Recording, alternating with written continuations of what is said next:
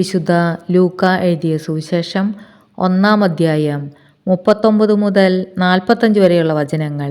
Elizabeth മറിയത്തെ സ്തുതിക്കുന്നു. ആ ദിവസങ്ങളിൽ മറിയം യൂദയായിലെ മലമ്പ്രദേശത്തുള്ള ഒരു പട്ടണത്തിലേക്ക് തിടുക്കത്തിൽ യാത്ര പുറപ്പെട്ടു.